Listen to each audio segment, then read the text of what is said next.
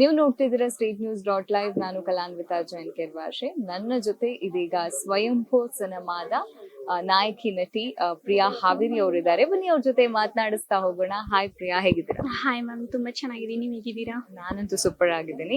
ಹೇಳಿ, ಸ್ವಯಂಭೂ ಸಿನಿಮಾದ ಬಗ್ಗೆ, ನಿಮ್ಮ ಪಾತ್ರದ ಬಗ್ಗೆ ಹೇಳೋದಾದ್ರೆ. ಸ್ವಯಂಭೂದಲ್ಲಿ ನಾನು ನಾಯಕ ನಟಿಯಾಗಿ ವರ್ಕ್ ಮಾಡ್ತಾ ಇದ್ದೀನಿ. ಅದಕ್ಕೆ ನಂಗೆ ತುಂಬಾನೇ ಖುಷಿ ಇದೆ.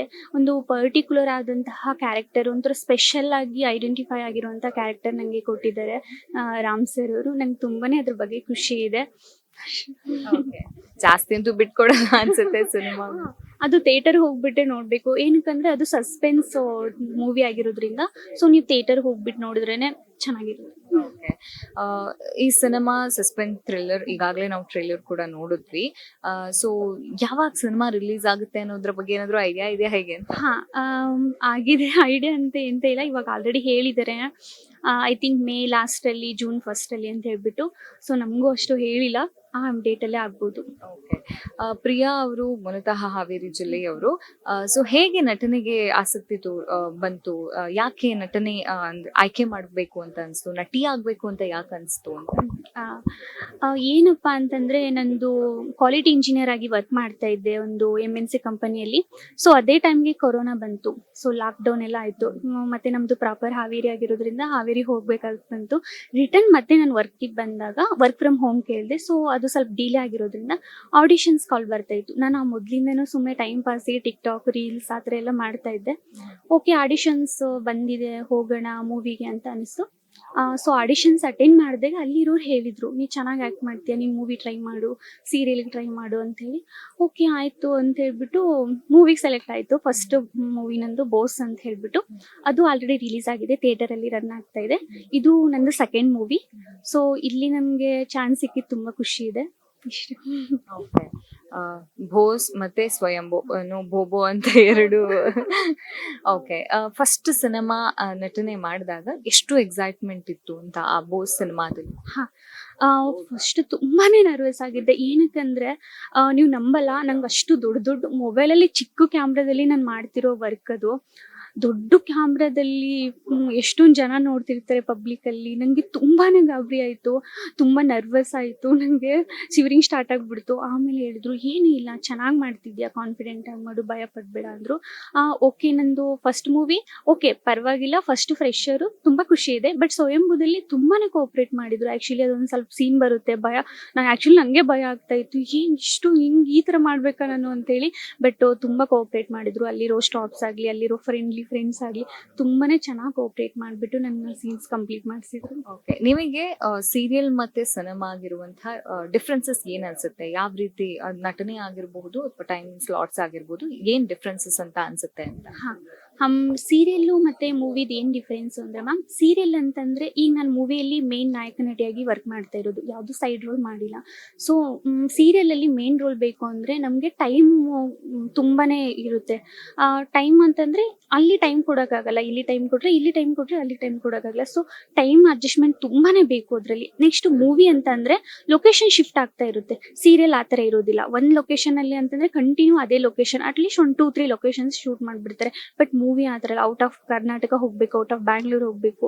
ಸೊ ಆ ಪ್ರಾಬ್ಲಮಿಗೋಸ್ಕರ ನಾನು ಸೀರಿಯಲ್ ಸ್ವಲ್ಪ ಅವಾಯ್ಡ್ ಮಾಡಿದೆ. ಮೂವಿ ಕಡೆನೇ ನೋಡೋಣ, ಮೂವಿ ಚಾನ್ಸಸ್ ಸಿಗುತ್ತೆ, ಲೀಡಲ್ಲೇ ಚೆನ್ನಾಗಿ ಸಿಗ್ತಾ ಇದೆ, ಮಾಡೋಣ ಅಂತ ಹೇಳ್ಬಿಟ್ಟು ಮೂವಿನೇ ಮಾಡ್ತಾ ಇದ್ದೀನಿ. ಈಗ ಸಿನಿಮಾ ನಟಿ ನಟ ಅಂತ ಬಂದಾಗ, ಈಗ ಏನೋ ಬಿಗ್ ಸ್ಕ್ರೀನ್ ಅಲ್ಲಿ ಕಾಣಿಸ್ಕೊಳ್ತಾ ಇದಾರೆ ಅಂತ ಅಂದಾಗ ಒಂದಿಷ್ಟು ಕಾಂಟ್ರವರ್ಷಿಯಲ್ ಆಗೋದು, ಬ್ಯಾಡ್ ಕಮೆಂಟ್ಸ್ ಗಳು ಬರೋದು ಮಾಮೂಲಿ ಆಗ್ಬಿಟ್ಟಿದೆ. ಆದ್ರೆ ನೀವು ಮುಂದಿನ ದಿನಗಳಲ್ಲಿ, ಈಗ ನೀವು ಕೂಡ ಬಿಗ್ ಸ್ಕ್ರೀನ್ಸ್ ಗಳಲ್ಲಿ ಕಾಣಿಸ್ಕೊಳ್ತಾ ಇದ್ದೀರಾ, ಅದನ್ನ ಯಾವ ರೀತಿ ಎಕ್ಸೆಪ್ಟ್ ಮಾಡ್ತೀರಾ ಅಂತ? ಮ್ಯಾಮ್, ಒಂದು ಹೇಳೋದಕ್ಕೆ ಏನು ಇಷ್ಟಪಡ್ತೀನಿ ಅಂದರೆ, ಪಾಸಿಟಿವ್ ಆಗಲಿ ನೆಗೆಟಿವ್ ಆಗಲಿ ನಾವು ಎರಡೂ ತಗೊಳ್ತೀವಿ ಅನ್ನೋದಿದ್ರೆ ಮಾತ್ರ ನಾವು ಇಂಡಸ್ಟ್ರಿ ಫೀಲ್ಡಿಗೆ ಬರಬೇಕು. ಇಲ್ಲ ನಾನು ತುಂಬ ಸೆನ್ಸಿಟಿವು, ನಂಗೆ ಪಾಸಿಟಿವೇ ಬೇಕು ಅಂದರೆ ಖಂಡಿತ ಫೀಲ್ಡ್ ಅಲ್ಲ ಅದು.